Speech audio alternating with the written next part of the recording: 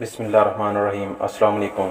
ये कोई drama novel या कहानी नहीं, बल्कि इस्लामी तारीख पर मुश्तमिल सच्ची दास्तान खिलाफत उस्मानिया की बुनियाद रखने वाले कबायली तुर्क गाजी उस्मान अव्वल के वालिद और उसके सबसे बहादुर कबीले के सरदार अर्तुगरुल गाजी की दास्तान है। इन्हें आमतौर पर गाजी के लक़ब से जाना जाता है। आज की इस वीडियो में हम आपको अर्तुगरुल गाजी के 5 सीज़न की मुकम्मल कहानी के बारे में बताएंगे और आपको बताया जाएगा कि पहले सीज़न से लेकर 5वें सीज़न तक लॉग, किरदार, मुकालमा और प्रोडक्शन किस तरह जानदार तरीके से अंजाम दी गई है। आप एक दफ़ा ड्रामा शुरू करेंगे तो पूरा किए बगैर दम नहीं लेंगे, लेकिन वो लोग जिनके पास वक्त नहीं लेकिन वो पूरी दास्तान के बारे में जानना चाहते हैं और मालूम करना चाहते हैं कि इन 5 सीज़न में कौन कौन सी ऐसी चीज़ें हैं और किस तरह वाक़यात की तरतीब की गई है, वो ये वीडियो आखिर तक ज़रूर देखें। अभी तक इसके 5 सीज़न गुजरे हैं और हर सीज़न में 70 से ऊपर अक़सात हैं। उर्दू डबिंग सब टाइटल के एतबार से इसका पहला सीज़न एक हरन के शिकार से शुरू होता है, जो कि भागते भागते अर्तुगरुल को एक गज़ाल आँखों वाली लड़की के पास ले जाता है और ये मुलाकात चरवाहों के कबीले के सरदार के बेटे और ख़ुद कबीले की ज़िंदगी बदल देती है, क्योंकि ये बच्ची सल्जूक़ ख़ानदान की शहज़ादी होती है जिसके पीछे सलेबी लगे होते हैं। फिर ये अयूबियों की पसंद बन जाती है। यूँ अर्तुगरुल को एक साथ ही कबीले, सलेबियों और अयूबियों की मुखालफत मोल लेनी पड़ जाती और तब ही से इसका इम्तिहान और तरबियत शुरू हो जाती है और तब ही कुछ रूहानी क़ुव्वतें इसके हमरा होकर इसे खैर के एक नुमाइंदे के तौर पर देखने भालने और तरबियत करने और हिम्मत दिलाने लग जाती हैं। अर्तुगरुल पहले कबीले के साजिशियों पर काबू पाता है, अयूबियों को रान करता है और हसन बिन सवा की तर्ज पर खूनी कार्रवाइयाँ करके सलेबियों के सरों पर उनके किले को ढा देता है। तुर्क बहादुर सुल्तान शाह सुलेमान के यहाँ 1191 ईस्वी में पैदा होने वाले अर्तुगरुल गाजी, जिसकी खिलाफत की बुनियाद पर तकरीबन 600 साल तक तुर्कों की तलवारों ने उम्मत मुसलमा का दिफा किया। अहम बुनियादी किरदार हज़रत इब्नुल अरबी और सफ़ेद दाढ़ी वाले सल्जूक़ी सल्तनत के बुज़ुर्ग आलम लोगों का था, जिनका मकसद पूरी दुनिया में सिर्फ निज़ाम इलाही का निफाज था। इस सीरीज़ में दिखाया गया है कि किस तरह अदल व इंसाफ का निज़ाम कायम किया गया, जिन्होंने जहाद के लिए तुर्क औस ख़ानदान के 12 कबीलों से ईमानदार और बहादुर सरदारों पर मुश्तमिल एक ग्रुप बना दिया। अर्तुगरुल गाजी जो नौजवानी में ही वहशी मंगोलों के ख़िलाफ़ लड़ रहा था, जबकि असल शुरुआत सल्जूक़ी सुल्तान अलाउद्दीन की भतीजी हलीमा सुल्तान को सलेबियों के चंगल से आज़ाद कराकर बाकायदा मैदान जंग में उतरने से होती है, जिसके बाद इनके वालिद सरदार शाह सुलेमान इन्हें हलब के अयूबी सल्तनत के अमीर अब्दुल अज़ीज़ के पास अपना इल्ची बनाकर भेजा, जो सलेबियों के हाथों यरगमाल हो चुका था, और इनसे सलेबियों को रोकने के बदले में कबीले को आबाद करने के लिए ज़मीन का मुतालबा किया।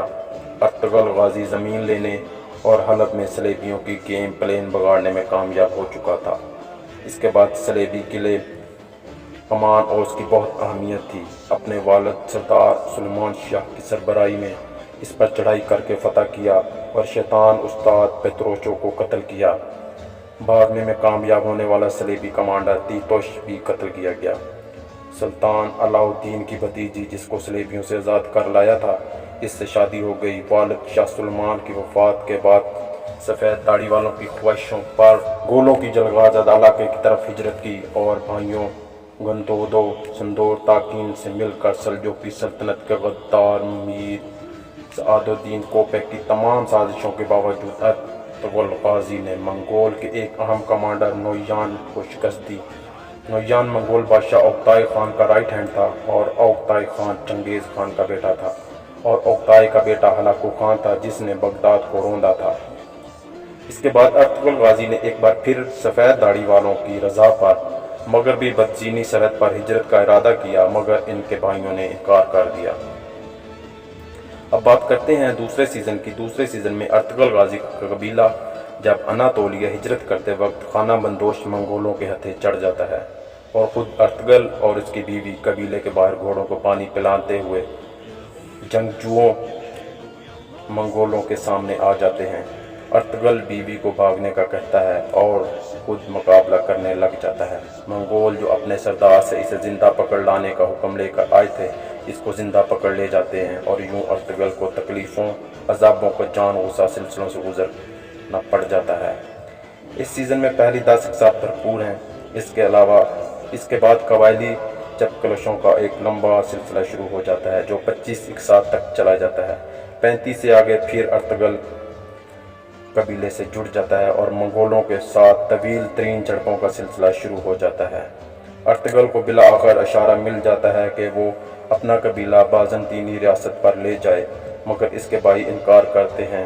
تاہم ارطغرل اپنی ہٹ کا پکا ہوتا ہے سو وہ اپنے اعتماد کی ایک جماعت کے ساتھ روانہ ہو جاتا ہے۔ راستے میں جھڑپوں کے ایک سلسلے کے بعد بالآخر وہ محفوظ ہو جاتا ہے۔ اب بات کرتے ہیں تیسرے سیزن کی۔ تیسرا سیزن تب شروع ہوتا ہے جب ارطغرل اور اس کا قبیلہ اپنے مقام پر پہنچ کر 2-3 سال گزار چکا ہوتا ہے۔ وہ سخت تنگی اور حسرت کا شکار ہوتا ہے مگر ارطغرل اور اس کے جان باز آہستہ آہستہ ہان لائی بازار پر قبضہ کر لیتے ہیں۔ یوں ان کی معاشی حالت تو مضبوط ہو جاتی ہے مگر ایک بار پھر اس کے عیسائی حریف اور قبیلے کے غداری کے مسائل چھڑ جاتے ہیں۔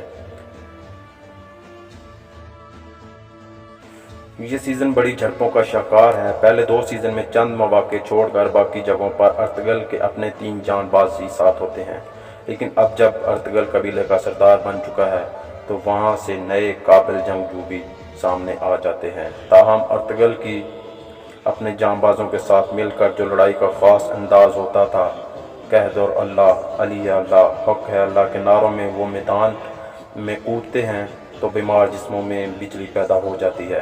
وہ منظر واقعی بے مثال ہوتا ہے۔ ارطغرل کے 3 خصوصی جان باز ہوتے ہیں۔ ان میں سے ایک کلہاڑی استعمال کرتا ہے، دوسرا دونوں ہاتھوں میں تلوار اور تیسرا ڈھال اور تلوار، جبکہ ارطغرل بائیں ہاتھ سے تلوار اور دائیں ہاتھ سے خنجر استعمال کرتا ہے۔ چوتھے سیزن میں ارطغرل کا راجہ حصار پر بھی قبضہ ہو جاتا ہے اور صلیبیوں کی بھی گردن موڑ دیتا ہے اور ثروت کی طرف مراشیت کر جاتا ہے۔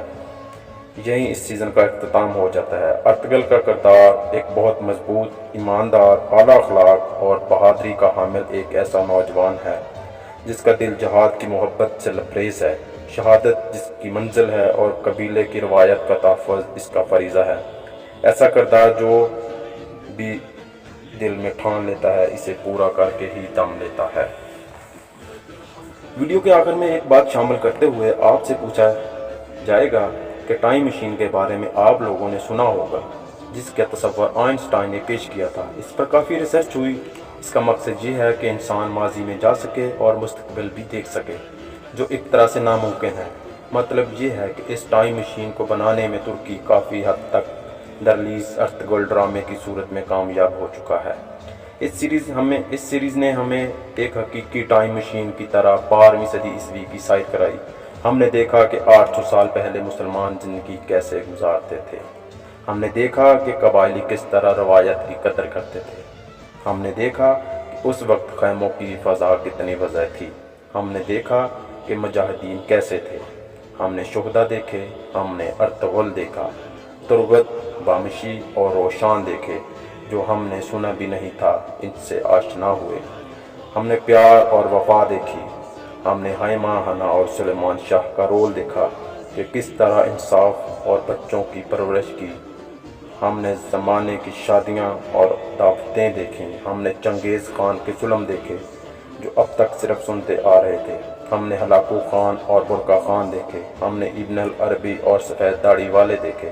ہم نے مسلمانوں کی جنگی مہارتیں اور جال بچھانا، جال توڑنا دیکھے۔ ہم نے خطوط کے ذریعے پیغامات بھیجنا دیکھے۔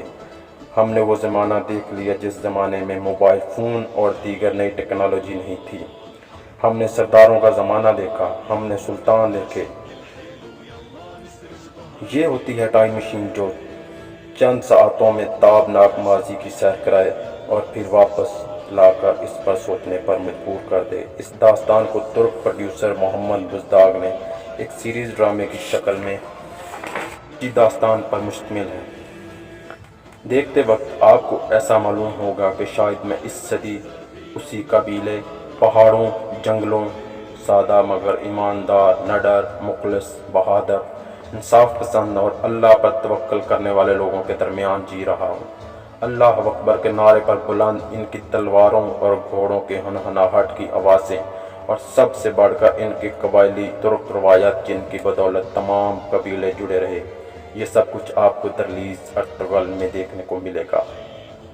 طیب اردگان کے اسپیشل تاکید پر بننے والی اس سیریز کو مسلم دنیا کے کئی رہنما قدر کی نگاہ سے دیکھتے ہیں۔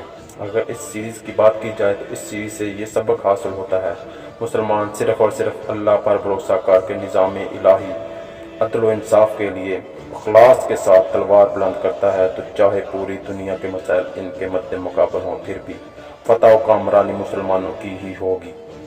باطل کے مقدر میں شکست، ضلالت اور رسوائی کے علاوہ کچھ نہیں ہوگا۔ امید ہے کہ آج کی یہ ویڈیو آپ کو پسند آئی ہوگی۔ آئندہ آنے والی ویڈیو میں دیگر کرداروں کے بارے میں بھی بتایا جائے گا، لیکن اگر آپ نے ہمارے چینل کو سبسکرائب نہیں کیا تو سبسکرائب کر لیں تاکہ نئی آنے والی ویڈیو آپ کو بر وقت مل سکے۔ اس کے ساتھ ہی اللہ حافظ۔